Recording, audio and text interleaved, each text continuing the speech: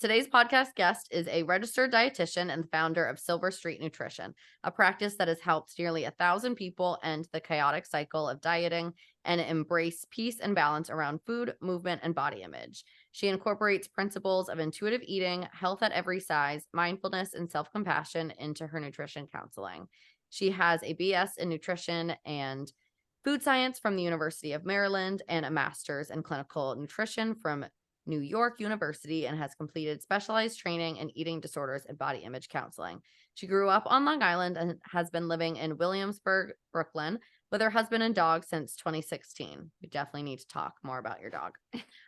In her spare time, she can be found spending time with friends and family, practicing guitar, cooking new dishes, or seeking out her next adventure, whether that's snowboarding, skateboarding, mountain biking, or something entirely new. So clearly she is much cooler than Yes. Caitlin and I. Welcome to the podcast, Laura Silver. Thank you so much. That's very kind to say. So I excited. appreciate it. I'm happy to be here. Yeah, welcome to Literally Nothing Matters. We're really excited. We just had a nice convo between the two of us just about like our own experiences with body image and how, our relationships with our body and food and all that has kind of like progressed and evolved throughout the years. So I feel like this conversation comes at a very pertinent time. Sure. Yeah, And with absolutely. summer. I mean, I think we all have a story with our bodies. Yeah. So many people have been through it. It being, complicated feelings about our bodies throughout growing up now as well. It's tough to be a human person. Yeah, for It sure. is. But It conversations like this make it a little bit easier. So I'm excited to get into it. But why don't we start with just you telling us a little bit more about yourself, beyond our, couple sentences that we had about you. What sparked a passion in wanting to help people with this stuff, Sure. anything of your own journey with it, whatever. Yeah, absolutely. So my own experience, as is the case, I think, for a lot of dietitians, is I did absolutely grow up with a really difficult relationship with food and my body, which was present in my house and something I sort of inherited. Which again is really, really common. And I was always pretty aware of myself as having a body and the way my body presented and how people looked at it, and always aware of how I could use food to control that, which I became more and more restrictive really as time went on in high school, which when you're really restrictive, you find yourself thinking a lot about food because, well, that's how the brain works. If you're not eating enough, then, or even if you're not eating enough, but even just considering not eating enough, your brain will make you think more about food. And it's really easy to end up going down rabbit holes of nutrition online, of like researching food and nutrition and weight and stuff like that. So anywho, that was sort of like the soup that I was in when I was thinking about what to do with my life, as we're all starting to apply to college. And it felt really obvious that I should go study nutrition because I'm already obsessed with it, which is also something, by the way, that we kind of pat people on the back for, of course, like for being interested in health and nutrition, even though oftentimes it can come from this really negative, disordered place. And so anywho, I was going to go to school and be the expert on food and nutrition. And realistically, food nutrition is oftentimes a moniker for weight loss. We think of the two as interchangeably, even though they're not. But at the time, that's how I thought about it. And then, I get to college and things got a little bit worse with my own relationship with food before they got better. But they did get better, but I did, eventually I sort of decided I can't do this anymore. I even remember one particular night in bed in my college dorm room, sort of going over the food that I had eaten throughout the day, as I did every day, as a lot of people do, kind of going through my own quote unquote mistakes of what I had eaten and deciding how I was going to fix them the next day. And I don't remember why this particular night, but I remember thinking like, this is stupid. It was just finally a moment. It was like, what am I doing? Wasting all this energy. But the moment of deciding to change and to heal isn't the same moment when you know what to do or how to help yourself or how to change. So I talked to therapists and to my partner at the time and my parents and to people, but things got better slowly until finally, and all this time, by the way, I'm becoming a dietitian. until finally, actually in grad school, ironically, in a weight loss class that I was taking, I was introduced to the intuitive eating book, which is very much not about weight loss, which I can get to afterwards. And suddenly there was like a real roadmap. I mean, I think at the time when I was introduced to intuitive eating, I would have said I was healed and I was all better and I was normal with food. Looking back on it, that certainly wasn't quite the case. Things were a lot better, but not all better. I don't know if we ever really are. But intuitive eating made such a difference. And gosh, I mean, it was so clear that that was what I wanted to help people with. I wanted to help people get to this really calm, peaceful, happy place with food in their bodies using this incredible framework that is intuitive eating that I keep kind of referencing to and teasing. But Will yeah, you that's the dive more story. into that and explain for those of us who don't exactly know what intuitive eating is and maybe what that means to you? Sure. Yeah, absolutely. So I always like to say first and foremost what intuitive eating is not, because intuitive eating is not a diet. And I say that because everything under the sun is a freaking diet, even especially these days when we're all about like, it's not a diet, it's a wellness plan. Yeah. Well, Intuitive it's a diet. fasting. Like, Yeah. Exactly. Just stick intuitive before whatever it is, and it sounds okay, whatever that means. But a diet, of course, is any sort of rules or restrictions that we place on food. And maybe we just say restriction because it's, again, sort of not in fashion to say diet anymore. But the problem is they don't work. Diets don't lead to long-term weight loss, as we've been told that they do our whole lives. Over 95% of people who go on a diet don't maintain long-term weight loss. And over 2/3 of people who diet actually end up at a higher weight than they started out at. Wow. So it's more likely to lead to weight gain than it is weight loss. And restriction really consistently makes us think a lot more about food, like I was saying before, really preoccupied with food, have a lot more food guilt and stress and worry, more likely to have cravings and overeat or binge eat, feel out of control with food, all sorts of crap that isn't helping anyone feel any happier or healthier or like their bodies more.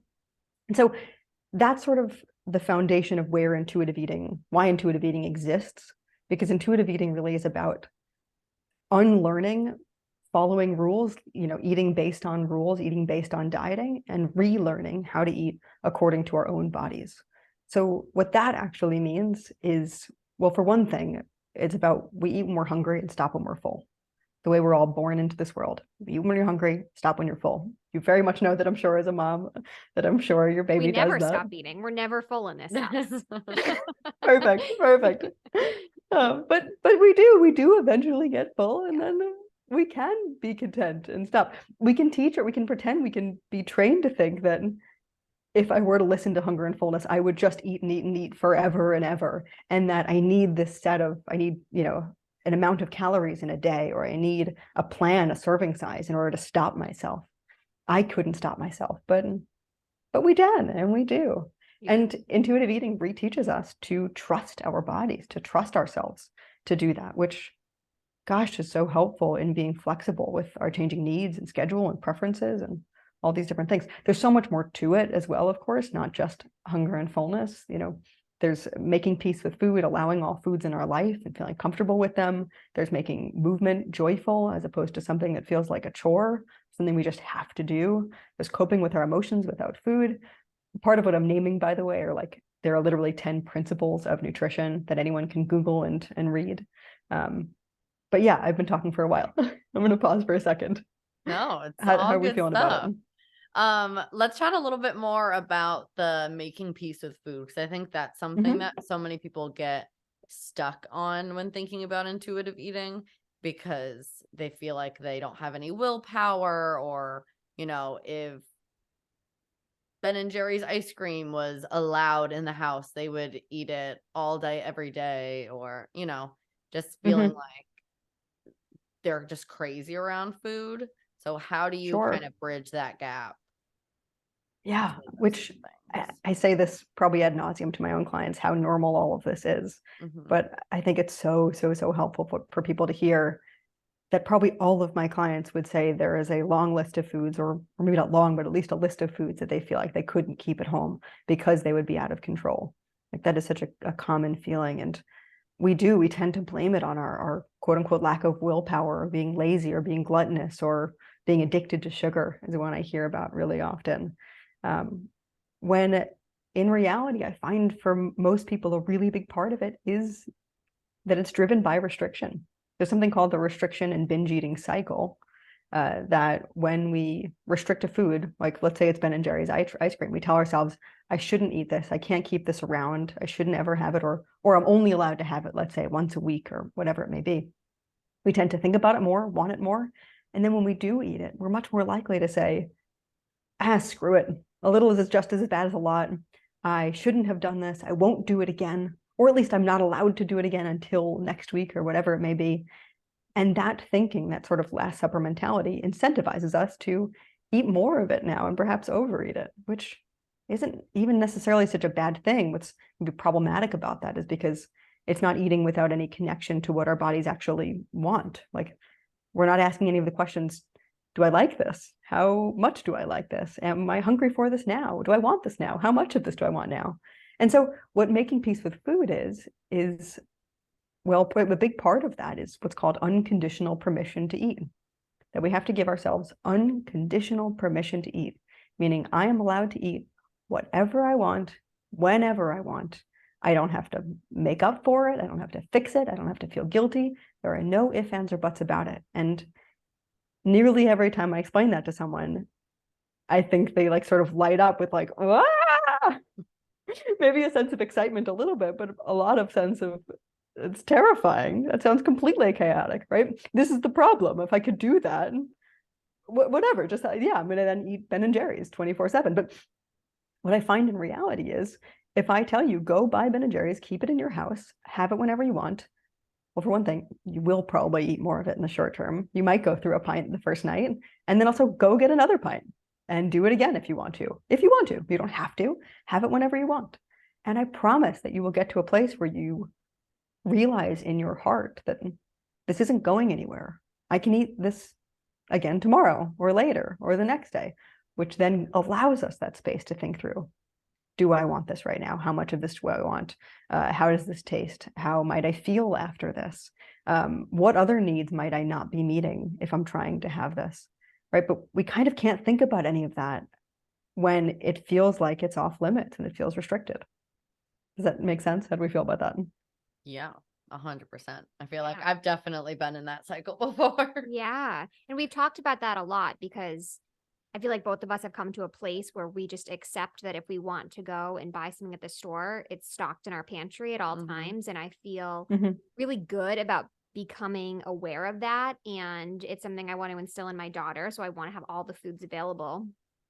At the same time, I'm curious as to if you know anything about the science behind kind of the chemicals that are in the foods and if that has anything to do with our intuition and how we can kind of decipher between I just really am craving this because of my body wants it and my mind wants it and I'm going to have it, or if it's chemically driven, if that's even a truth behind it. Does that Yeah, make that's a sense? good question. I think it does. I mean, you didn't use this word like sugar. Do you sort of mean like, is it, are foods addictive? Is that kind of I'm what you more mean, or in the maybe not? sense of I've heard that there might be some chemicals that kind of get in your brain. Maybe it's with like food dye or I'm not really too into the sugar thing, but I've heard a lot about like the food dye and even just Mhm. with children, I'm thinking in terms of all of the processed food, and how Sure. that kind of can alter our intuition. Yeah. Well, so, okay, so I have two parts of maybe an answer. Like, Okay. one part being there are absolutely foods, especially processed and ultra processed foods, if we want to call them that are like crazy highly palatable, right? That like hit in a way that's different from kind of anything in nature, or can at least. Well, I'll talk about that in a second. With that said, to my knowledge, there aren't any particular chemicals or dyes or anything like that that like really change our brain chemistry. It doesn't mean that that's not possible, but to my knowledge, that doesn't really exist. Okay. Yeah, and I'd The also weight like off for my that to believe shoulders. that Yeah, that's true. Thank you. Yeah, totally. Yeah, I mean, and on that note too, by the way, I think there's so much fear around processed foods, understandably to some extent. Like, we've had all these different phases of like which foods are quote unquote bad. Like fat was bad, and then carbs are bad, and I think now we're in just processed is bad in all forms. And I want to differentiate between like processed and ultra processed, even because kind of everything we eat is processed to some degree. And anywho, we're in this processed is bad, and I think along with that can be this real fear that there are all these secret chemicals that are secretly killing us. Now, I'm not saying like the government does everything perfectly, but the government does regulate what is allowed to be in our food, and everything that's in our food has been deemed safe and does have to pass standards and all that good stuff. Anywho, as far as the hyper palatable side of things, it's tough. I mean, it can be a little bit harder with some foods than others. We can end up craving them more, and we enjoy them more, and it can be a little bit harder to stop. But I always want to really empower people that you always have the choice. You are always in control. Yes, it can be harder to stop eating, let's say, a bag of Doritos than an apple because they might hit differently in your brain to some extent, but you're still in control. It's still your responsibility, which I don't mean that to sound like it's a your fault thing, but I think sometimes we can use that as an excuse that I just couldn't stop. Like we can be present in our bodies and, notice how we feel and notice what we're enjoying. I don't know if I'm really answering the question. Yeah, no, you are. I feel like these are my thoughts and feelings about it. I appreciate it. I think that you're kind of speaking to the part of it's not solely logical. It can be also like a sense of mindfulness along with logic. You have to be really aware of your body. And I think sometimes we can't attune to that. So it's a layered feeling, a layered sense of decision making that can go pretty deep. It's not just a simple fix. Yeah, totally. Yeah, it can be more challenging. Good. Yeah. All of that. Can you speak a little bit to the whole sugar addiction thing? Because like that is definitely something that like, you see articles written about it. You see wellness influencers talking about it. Half of the clients that I meet with at the gym during their like onboarding questionnaire sessions all talk about their addiction to sugar. So I would love to know your take on that. Yeah. Like what we were just I'm talking curious about, first. I'm curious, do either of you feel like sugar is addictive? Whether or not you think it actually is, do you feel that way in your lives? No. I think I used to think it was until I learned more about intuitive eating and started practicing that more in my life, and then realized that maybe it's not like actually addictive. I mean, exactly. Mental restriction thing. That's exactly right. Yeah, that's exactly it. Gold star. Yeah, 100%. Well done. Well done. A+. Yeah, sugar absolutely can feel addictive, but there's a difference between something feeling addictive and actually being physiologically addictive. And the short answer is no. The research doesn't support that sugar is actually addictive. I'm sure a lot of people have probably heard the headline that sugar is as addictive as cocaine or some version of that. Have you guys heard that before? Yeah, totally. And so I think that study is sort of a perfect example of our misunderstanding about how sugar seems addictive but isn't. That there was this study, I honestly can't remember when, but in the last like 10 or 15 years, that they did on rats, that they provided rats with both sugar and cocaine, like as an option. They had like little levers that they put their baby little paws on, and they could get either one of them, and that the rats preferred the sugar to the cocaine. Whoa, crazy finding. Sugar is more addictive than cocaine, right? Like that's the headline. First of all, how sort of sad that our conclusion from that is that, oh, that's terrible, sugar's more addictive than cocaine, as opposed to how wonderful, the rats preferred sustenance to drugs. Like how wonderful that they have this innate preference for survival. And also like the comparison of us to rats. Like I get it, you can't just like jump in and do all of these crazy trials on humans, but also like maybe not a total end game result. Completely. My goodness. Yeah, it's nuts. And also now I'm realizing, is it rats or is it mice? It's probably mice. I don't know. Anyway, what's the difference anyway? Yeah. Anywho, it probably is one that people are thinking of and screaming at this moment. Anyway, Cancelled. yeah. But anywho, what actually happened with the study is that they found that when they provided an unlimited amount of cocaine, the rats would do cocaine until like, and this is they allowed a limited amount of cocaine and no sugar. That again, the rats or the mice, whatever the heck they were, would do cocaine until they died. If they were given unlimited amounts of sugar, they didn't. They didn't continuously eat the sugar forever and ever and ever until they exploded, or or whatever might happen. They stopped. And the learning really from that is that when something, I didn't actually say in the first part of this that both the sugar and the cocaine were restricted in the initial sense, that when it was restricted, they continued eating for as long as they possibly could. For as long as sugar was available, they continued eating, perhaps because somehow they knew it was going to be taken away, versus when it was completely unlimited, they stopped. And that's exactly what I was saying before in terms of how this unconditional permission actually allows us to stop, which makes a lot of sense evolutionarily and against in a survival sense, that if you knew that food wouldn't be available forever, of course it makes sense that you would eat as much as you possibly could to gear up for when there isn't food, versus if you knew food would be available forever, then great, I can come and go as I please. So anywho, that's kind of, yeah, go ahead. Thinking of family members who have different health concerns. One of my family members has diabetes, and I'm thinking out loud right now, so correct me as I go. Sure. But is it because this person limits themselves to like they got diabetes later on, meaning that they had the doctors had said like, you ate too much of something, of sugars or whatever it is. I don't know the science really behind it. Was it because that person restricted themselves and then would binge on it? Is that usually how that kind of transpires? There's so many layers different to it, of course. Yeah, And there's then so many like, layers, and there's so many different options. Totally. I think we tend to think of type 1 diabetes as the it's not your fault kind, and type 2 diabetes is the it's your fault kind. Yeah. And because for a little bit of background, type 1 you're born with, and it just is like it. Yeah, versus the type 2, there is more environmental factor.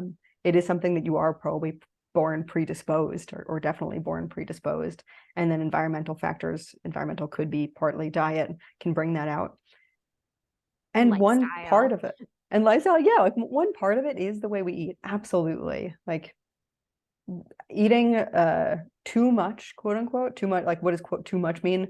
Who knows? That's genuinely different for everyone. But eating too much sugar on a consistent basis is shown or is related to what's called insulin resistance. And insulin resistance is at the core of type 2 diabetes. Yeah, I'm going to spare all like the details of what all that means for the moment.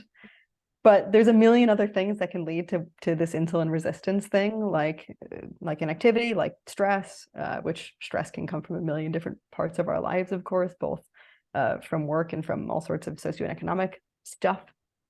Yeah, it's just so much more complicated than just that person binged on sugar.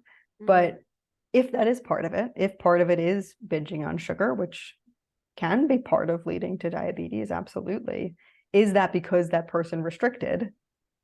And maybe that may be part of it, certainly. But I do recognize I'm sort of oversimplifying in all of this, that like as though the only reason for overeating something or feeling out of control is restriction, when there's lots of other potential reasons why we overeat. I think that's so important for doctors to share, as well, as instead of it feeling blameful, if you down the line end up getting something physical like this, instead of them saying you ate too much sugar and all of, just my unaware living, they get this disease. And I'm thinking in my head, oh, it's because she ate too much sugar and she did this and that. But it's like you're saying, it can contribute to so many other things that aren't necessarily talked about. Sure. Well, and on top of that too, our automatic reaction to she ate too much sugar, is that like she's a bad person for that? Or Mhm. that she ate too much sugar, it must be because she's lazy or gluttonous or ignorant or stubborn, or she doesn't care about herself, she doesn't care about her health. Like, we make all these terrible assumptions. I'm not saying you are, but what, we can, and we're taught to. I think we all do to some extent, a little bit, make all these character judgments on a person if it's true that they have eaten a lot of sugar and that did contribute to their diabetes. When, well, for one thing, we didn't know the factors that led up to that, to like why they were eating that amount of sugar. And also, even who cares whether we do or don't Right. know? Like, that's not my business to judge you on.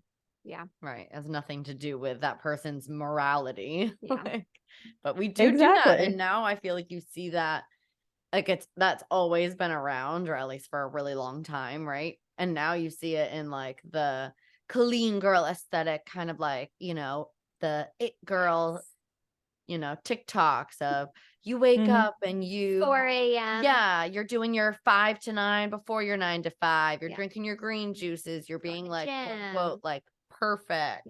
My filtered water, with my Yeah. lemon to get my system going, to Right. detoxify before I put anything in this vessel of mine. Yeah, very like Yeah, poop. Yep. totally. Yeah. Yeah, which is our like completely linking our morality and value and worth with both the way that we look as well as our different habits and behaviors. And we act as though doing all of the crap that you were both just saying, that I've heard of half of them and probably not the other half, that like those are unequivocally the right things to do, that they are good, and that they make you good as a person. Yeah. Oh, it's so strange to realize it too. Like, it's so Mhm. we're so surrounded by all of this, and we live in diet culture and we're born into it and we've heard all of this forever, that it's so easy to not even take a step back and realize how wacky it all is, and it doesn't all have to be necessarily true. And when you do, it's just like, whoa, wait a second, this is just marketing. Like, Yeah. all of it is just marketing. Literally. So is that something that you help some of your clients with, like helping them to decouple their like value and like morality and all of that stuff that we were just talking about from their body image and their food choices, or their body Yeah, size and their food choices? Like, how do you go about that? Obviously, sure. it's a long process and Yeah, very yeah, involved, but any of tips? course. But yeah, that's a really huge part of this work, of this process. And the first step to really any sort of change is just building awareness. And this is something that anyone listening can do right now, is just start to notice, how do I label foods good and bad? Like, how does this come up for me in the day when I'm eating? Am I labeling whatever this is good and bad? Is that good or bad label changing what I'm going to eat or how I'm going to eat it? And we don't even have to change anything as a result of these observations rather, just starting to notice, like, how does this good and bad affect me? How might I be labeling myself good and bad? So that's always sort of a step one that I talk to people about, is just building that awareness of how this shows up in your life. We'll also do a lot of nutrition education around food, around debunking fact from fiction, because there's a lot of really crappy information out there. What a surprise. And really trying to create less fear around food. Like, there's also just so much fear mongering. Again, like, along with the good and bad is this binary of foods are either, it's a superfood that is going to heal you and fix you, or it is a terrible food that's going to kill you and give you diabetes and all these terrible things. And helping people realize that that really isn't the case. That truly no food is simply good or bad. It's so much more complicated than that.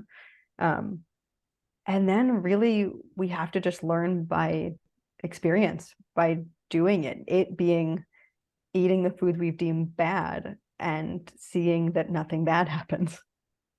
Nothing bad meaning like no one particular food is going to make you anything, make you sick or fat or unhealthy or unhappy or whatever it may be. And that's kind of back to that whole making peace with food thing, that we kind of can't just logic and think our way into believing it. We have to actually experience it and show ourselves that this is true. And that takes time. And there's always challenges along the way that we have to talk about as they come up. But yeah, these are some of the steps. It's hard. This part of things takes a really long time to change. Or I guess it doesn't have to. That maybe sounds pessimistic, but it certainly doesn't happen overnight. What are some simple tools that we could say to either ourselves or to our friends that are really struggling with this type of situation? Sure. So, I mean, I think the first thing being like talking about that awareness building, talking about the observing. But what do we do, let's say, like in the moment when we are feeling really guilty about or really stressed about eating something? How do we help ourselves? Is that kind of like a question, maybe? Yeah, just how can we be a support system instead of there's so many things that we're so normalized to say, when people are talking Hmm. about foods in a way of, oh yeah, but I ate so much instead of saying, oh, I did the same thing. It was so bad. I Hmm. loved Yeah, I'm cake being so too. bad. Yeah, I'm being so bad. Oh my gosh, I ate a whole block of cheese, Yeah. and just like indulging in the Yeah, conversation in a sense of trying to make them better by kind of making the sure. situation, I don't know, more Yeah. comfortable and like, oh, I'm so bad too. How can Hmm. we change our narrative because we're Yeah. so inclined to just continue that cycle? What are some easy things that come to mind maybe of changing the dialogue? Yeah, I mean, first of all, like, why do we do that? Why are we so inclined to say, oh yeah, me too, I hate my this, right? Like the mean girls thing of everyone Yes. standing in the mirror. Or like, Exactly. yeah, I was so bad last night too. We're all gonna go for a run tomorrow in the morning to fix this. Right? We do that to connect with each other. We do it to make each other feel better. Like we don't do that because we're all terrible people. We do that because we want to be kind, and this we're just going about it in the wrong way. Um, but really being firm in, well, of course, not starting those conversations, not being the first one to say and not saying any of that in the first place, right? Just role modeling that, if we're all going out for burgers, let's say, for example, that nobody needs to comment on whether this is good or bad, like no one needs to comment on how we're going to fix this. And if we actually believe that, or even if you don't believe that, pretend, right? That, not saying it in the first place. And if and when maybe your friend says something about being bad or fixing it the next day, I mean, certainly it would be really wonderful and impressive to be able to say, that's really not how I want to think about this, or I don't think that's true. We don't have to make up for it. Our bodies can handle eating a burger and carrying on with our lives. Um, if we can have some sort of response to challenge that person, that'd be wonderful. But it's also a lot to expect of people. It's really hard to do that in the moment. And I'm such If a we people haven't, pleaser. I want to just make them yeah, comfortable and make them feel like they're not a bad person because I'm the same way. Hmm. exactly. And yeah, challenging our friends can also be awkward. I mean, that's what we're trying Mm. to avoid. We're trying to avoid the awkwardness. Like, I honestly think another strategy just to give people permission to do this is to like just sort of not acknowledge it to an extent and change the Yeah, subject. Like, I I truly agree to don't that. think That's what Yeah. there's I've been anything wrong with doing that. lately is when anyone comments on their body, just kind of letting it be there. And it's kind of Yeah. awkward at times, but I have to learn how to just let it be. I can't fix people. Hmm. And I think that that's challenging for me as a person. But I can't make them feel better by making me less either, Yeah. which is Totally. which is a challenging aspect of Yeah. who I am. I'm like, I will be Hmm. terrible. You can be better than me. As a people pleaser, also, I feel Same. yeah, we're working on it. We're working on it. Yes. Um, Yeah, it's hard. would you have less so of like us helping friends, but more so like just because summer can bring about so much of, the body image stuff because you're going to the beach, you're going on Hmm. vacation, pool parties, barbecues, all the stuff. Um, any tips or practices to kind of mitigate some of those negative body feelings, like even if it's just like Hmm. how to be present in the moment and not let those feelings ruin your day, even if the feelings are still there under the surface or Mm-hmm. there later when you get home, you know? Yeah. One of my favorite personal body mantras that's gotten me through a lot is, it is what it is.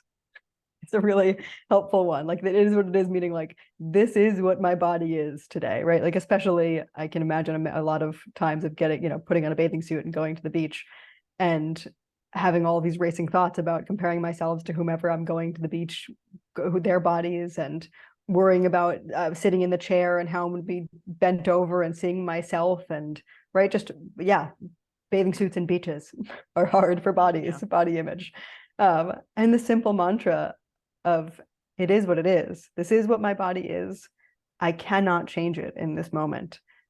My stressing about it won't change it. There's nothing I can do that will change the way my body looks. All I can do is carry on and try to exist as I can. And something I talk to people about a lot that I think is underscores that this is what it is concept is sort of moving away from a place of self-objectification, of like body as object versus subject. So what I mean by that is, I mean, there's been a lot of talk about like the male gaze, like men objectifying women and yeah, treating us as objects, but not as much about how we tend to objectify ourselves, how we think of ourselves as objects. And said in a different way, how we tend to prioritize thinking about how others will experience us versus how we will experience the world. And so part of that, it is what it is in my mind, is this is what my body looks like for today, whether I like it or not, it is what it is. Can I focus less on how others will experience me and more on how I'm going to experience the day, how I'm going to experience being with my friends, being in the water, having a beer, eating some watermelon, like whatever it might be. And that's something I talk to people about all the time. Again, can we notice when we're objectifying ourselves, notice when we're treating ourselves as something who has a body, and can I be more in my body, which is kind of like being more mindful, as you were saying before. I love that so much. Just like experiencing the world, not, okay, how's everyone else experiencing me? And I feel like also thinking about how you are in a situation, like thinking of your friends. Like, I'm never going to the beach with my friends and being like, my God, look at her rolls as she sits down. No, that bathing suit's not looking good on her. Like, none of us are thinking that. And if your friends are, then they're shitty friends and like they gotta go. But and it's hard to remember that when you're in the, thick of your own body image stuff. But I feel like that's a good thing to remember too. Like, your friends just want to have a good time with you. It is so true thinking about going out with people. I've never thought of anyone else's body except for mine. Yes. Yes. Seriously. My goodness. And no one is looking at you the way that you look at you. Yeah. My God. I mean, like, for instance, when you look in the mirror, I bet, and you don't have to say what your parts are, but your eyes immediately zoom to whatever your parts are that you are most insecure about and most unsure of. And we so blow them out of proportion in our own minds and assume that people are also looking at ourselves in that way, that their eyes are zipping to that place too. But of course not. I mean, I don't think any of us do that when we're looking at anyone else. When I'm looking at someone, I don't know what their, quote unquote problem areas are that they feel insecure about. And I see them, or I think I'd like to think that I see them as a whole person. Can we see ourselves as whole people too? Oh, my goodness. Oh, I know. Could go on and on and on about that. And then similar to that, I feel like summer is such a time of like, you're out and about and you're celebrating. And like I said, like barbecues, pool parties, all the stuff. I feel like so many people, as I have also in the past, get so caught up in that, like, restrict, go crazy on the weekends, and then have major food guilt for a few days. So you restrict again and then go crazy on the weekends. So how would you suggest people start to like deal with that food guilt and like mitigate that food guilt a little bit so they can Sure. back away from that cycle? From that like 80-20 cycle. Yeah. That's all I'm thinking about Yeah. is from when people say they go crazy 20% of the time and then they're very balanced. That's a good trendy word, right? Yes, totally. Balanced 80% of the time. How Yeah. do we just Totally. Which do people say live cheat day anymore? Like, is 80-20 replaced cheat day? Or is that I feel like in still in the most world? circles, yes. I Yeah. feel like still That's the so really funny. like bodybuilder, fitness, Mm-hmm. you know, Cheat day. is still cheat day. It's still cheat day, It's maybe. like- Okay. Totally. Is how I feel about it. Yeah, I would agree with that. I mean, one important step in getting rid of food guilt is believing that we don't need it in the first place, right? Because like, why do we experience guilt and why do we hold on to it? Well, I genuinely don't think because we're all just masochists and we all hate ourselves and want to be mean. It's because we think that the guilt is productive and helpful. And if I don't hold myself accountable via guilt, if I'm not mean to myself, then I'll never change. I'll never be better next time. I'm just going to do it again next weekend. And so let me, again, slap myself on the wrist now so that I won't do it again. But does that work? No, it doesn't work that way. Certainly does I mean, not. maybe for like a day, maybe, but no, it's so much more likely to keep us stuck in the cycle to then, we feel really guilty and to feel like, oh, I have to be even more strict next time and be more restrictive, which is more likely to lead to more eating and, okay, yeah, so on and so forth. So again, step one is just acknowledging that the guilt isn't productive, which can be hard to believe and hard to acknowledge. But anywho, from there, I actually find to be really helpful to when we notice our guilty thoughts and we're trying to get rid of them, to first acknowledge, I see you, thought. Thank you for trying to help. Thank you, brain, for trying to help me make choices. But this is an old way of thinking that really isn't helpful, actually. I'm going to choose another way. I'm okay as I am. Like some version of that. I find some version of acknowledging the thought really helps, as opposed to just saying like, no, go away. Like, I see you, thought, I see you're there, I see you're trying to help me, but this really isn't all that helpful. And then replacing it with something that you do like. And the annoying part of all of this is like, you're going to have to rinse and repeat probably like 5 minutes later. Mhm. You don't get to just kind of like acknowledge the thought and replace it. And now we're done. That's just not the way our brains work. It'd be really cool if they did. But you'll probably have those same guilty thoughts, like, I mean, maybe less than like in 2 minutes. It's pretty likely they're going to come back, and you do it again, and you do it again, and you do it again, and eventually it stops. But we have to be pretty persistent about it for that to happen. I think that's the hard part. Yeah, that's so true about everything of your thoughts, right? Of just having to come back to that idea of trying to change the narrative and just being strong and sticking through and just reminding yourself of the positive and just continuing that cycle. And it is really hard, but it's just so important. And just remaining on like the brighter side of things, I guess. Yeah. Like making a choice, like clearly the way that things were going before weren't working because it was just repeating over and over again and you were miserable. So this is hard, but I want to make a choice to make things different eventually. So, And but they can be different. Like, we have to have actual hope and believe that it can get better, even if you haven't experienced it yet, really. And like, because it can feel so hard to just keep reminding yourself over and over again when it feels like nothing is changing. But it really can and will change, especially if we're not lying to ourselves. Like, I think sometimes too, a pitfall can be that, like, that's part of why I was saying we have to actually believe that the guilt isn't productive. mhm. If we still sort of kind of hold on to, I should probably be guilty about this, and we're just kind of pretending and lying to ourselves that everything's okay, then we're not going to actually change our belief. We're not going to actually feel better about it. That's the thing. We have to change the underlying belief, and then the thoughts can start to change. Well, it's such a bigger Yeah. picture too of like thoughts become things. So if you're really, your thought is truly a different thought than when you're forcing in your head, like there's some like you can't decide one day, I'm just going to be okay with my body, Yeah. like you have to do the work. And I think some people do the whole like fake it till you make it thing and just lie to themselves about the truth. And you're in the same place tomorrow that you were yesterday because you're not facing reality and doing the really hard work. And all of this can be really difficult. And it's like you got to work at it. And it can be really emotional. It's tied to so much more than just looking at a piece of food. It's much bigger than that.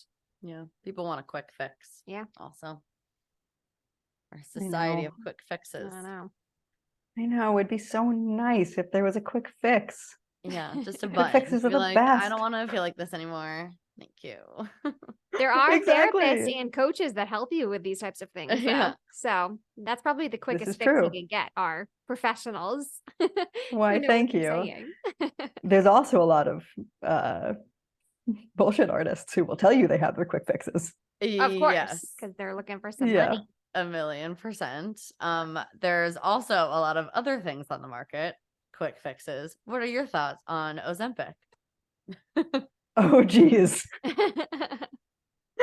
Oh, what The a big topic. question of like right now. Truly. Oh my goodness. I have so many I'm thoughts. sure. Layered and layered. And yeah, so many layered thoughts that I haven't yet created like a cute sound bite or like a, not that any of It's this has okay. It been doesn't have to cute, be but cute. like I just mean like this is like my thoughts are very much a work in progress. Yeah. That I think, and this has been said before, that Ozempic and how popular it's become is such a sad reminder that we're not as far along in the body positivity movement as I think we thought that we were. Yeah. But anywho, one side of my feelings about Ozempic is that it's not fixing anything really. Like, so the way Ozempic works is it reduces our appetites. It makes you more full quickly. It also has all sorts of GI side effects, oftentimes like nausea and heartburn and stuff like that. And so people often don't want to eat as much because of those side effects, but they also have fewer cravings and don't want to eat as much because of the way it affects our hormones. It makes you more full more quickly. Rarely is that the problem. Like the problem, and I don't want to say not the problem of weight, because weight isn't a problem in the first place. And that's a whole other conversation that we're pathologizing weight and being in a larger body. But the issue for most of my clients and like why they're not able to lose weight is not because they have like voracious appetites. They just can't stop eating. In large part, it's because of restriction and because of the things we've been talking about, that we're disconnected from our bodies. We're not tuning into our own hunger and fullness and paying attention. We have these really crappy relationships with food. And Ozempic isn't helping that. It's not changing your relationship with food. It's just making food seem less appealing, which also, how sad that food is less appealing and that it's going to be less enjoyable and we're not going to want it as much. I mean, what food is such a beautiful, incredible part of life. Now, with all of that said, I respect why people want to go on it and why they do go on it. I mean, we live in a world that makes it really difficult to exist in a larger body. And I don't blame anyone for wanting a fix, given we don't actually have another solution. Yeah. Diets don't work, right? The way, the quote unquote natural way of just eat less and move more doesn't work. Over 95% of people don't maintain long-term weight loss.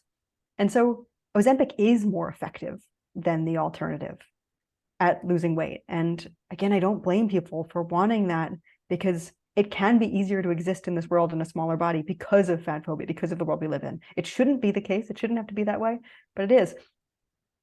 Oh my God, I have so many other feelings about how it actually affects our health and implements it. I'm going to pause though for a second. Yeah. What are your thoughts? What are your thoughts about it? Yeah, I mean, very, very similar to yours. It makes me sad that people feel like they still have to go to these extremes, but I also have so much empathy for it too, because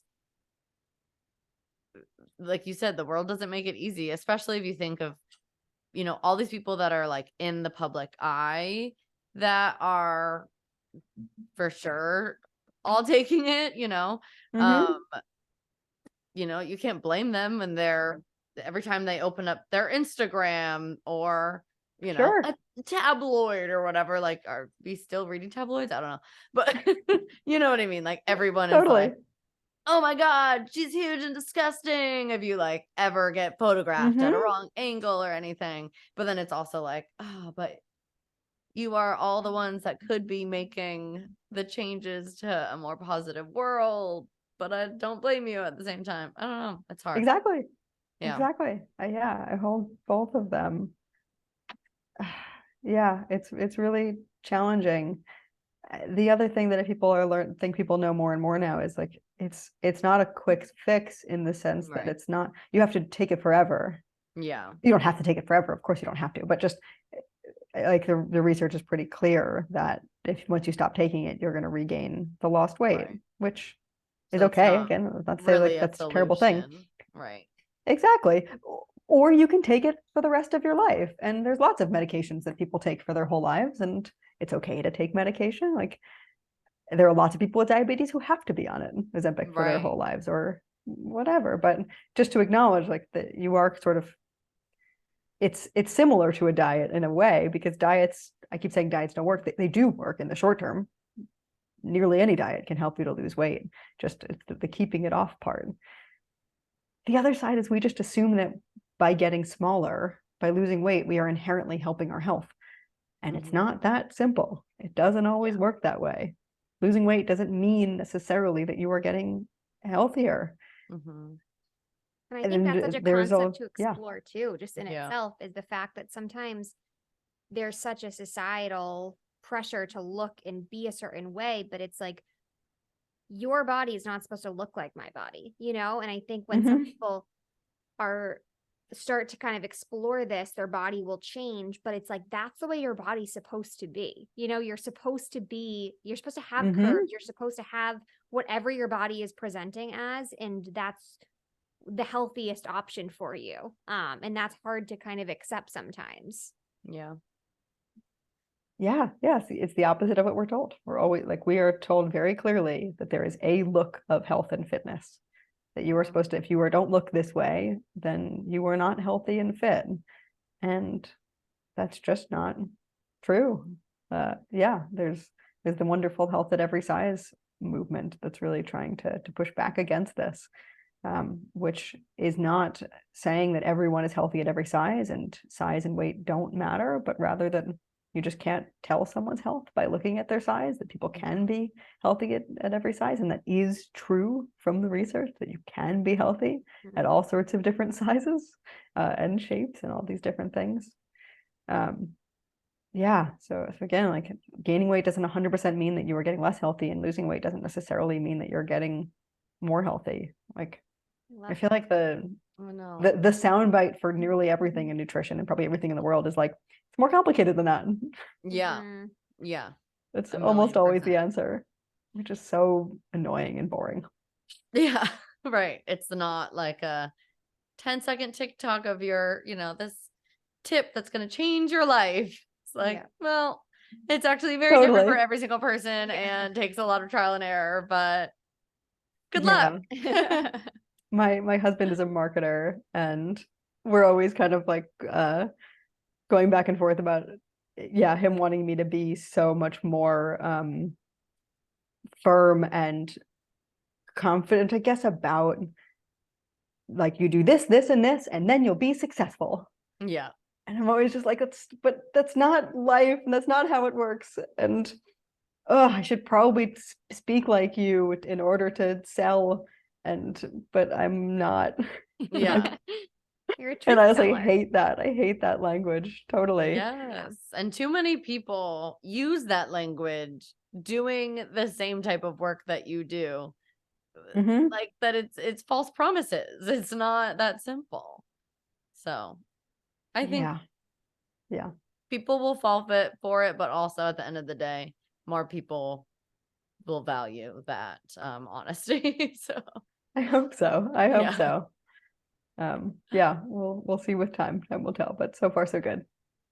I love it. Well, we're approaching the hour. So if you have any other last tidbits to help our listeners live, as present as possible this summer, to enjoy food and enjoy living in their bodies and, feel a little less guilt around it all. Yeah. Well, Share. my absolute favorite body mantra that goes along with the whole "it is what it is" kind of thing that I was saying before comes from an organization called More Than a Body. Is your body is an instrument, not an ornament. Your body is an instrument, not an ornament. And I love to think about that as often as I possibly can when I have. I mean, it doesn't really come up now. I'm so grateful for it, but I encourage people to, and it doesn't never happen. When you have guilty thoughts about food or your body, my body is an instrument that is here to allow me to experience all of the wonders of the world, to eat delicious food, to be with my friends, to learn new things, to help others, to take a walk down the street, and to sit and watch TV, to do all these things. It is not an ornament for everyone else to look at. That is not the function of my body. Oof, and I love that. Wow. I love that so much. I love that. Right in the feels. Well, thank you Yeah. so much. Can you hype yourself up a little bit? Where Thank can you. everybody find you? And then we'll link to everything. Yeah, I'll do my very best with my marketing voice. Yes. What are your three So- promises for everyone? Yeah. Oh my God, kill me. But yeah, thank you so much for having me, by the way. I really do appreciate it. This has been a whole lot of fun. Yeah, Silver Street Nutrition. You can find me at silverstreetnutrition.com. There's lots of really good information in there. You can also, on my website, click to schedule a 25-minute discovery call, which would be a phone call with myself to talk through what's specifically going on with you and what your needs are. And I'll explain more about how we'll actually work towards your specific goals, as well as all the details of packages and prices, and then potentially book something from there. So yeah, that would be a really awesome next step. Or you can also just go to my website and email me, of course, if you have a question or want to say hi or whatever it may be. I'm here for it. Awesome. Fabulous. Love